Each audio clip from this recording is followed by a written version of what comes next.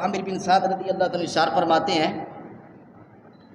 کہ میرے والد محترم حضرت سعد بن ابی وقاص رضی اللہ عنہ اس حدیث کو روایت فرمایا اور فرماتے ہیں کہ رسول اللہ صلی اللہ علیہ وسلم نے ارشاد فرمایا من اکل سبع تمرات مما بین لابتیہا حین یصبح لم یضرہ سمن حتی یمسی۔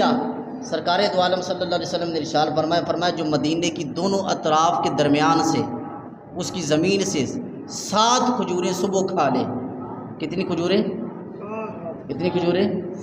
7 کھجوریں صبح کھا لے، فرمایا کہ شام ہونے تک اسے کوئی زہر اثر نہیں کرے گا۔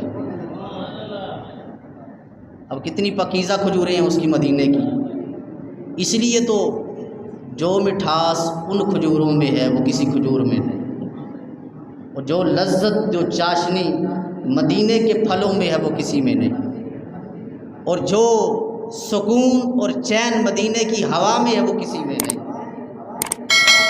کیوں؟ ان ساری چیزوں کو، ان سارے پھلوں کو، اس سرزمین کو، اس کی آب و ہوا کو، اس کے چشموں کو نسبت ہے تو مصطفیٰ کے وجود سے نسبت ہے، اور حضور کی وجود ببرکت کی وجہ سے ان کو ساری یہ شان اور عظمتیں حاصل ہے۔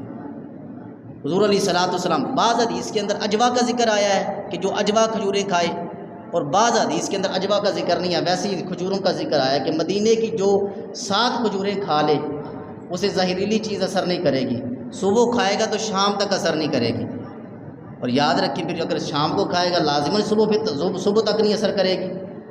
تو یہ مدینے کے کھجوروں کی برکت ہے کہ اس کی وجہ سے زہریلی چیز اثر نہیں کرتی۔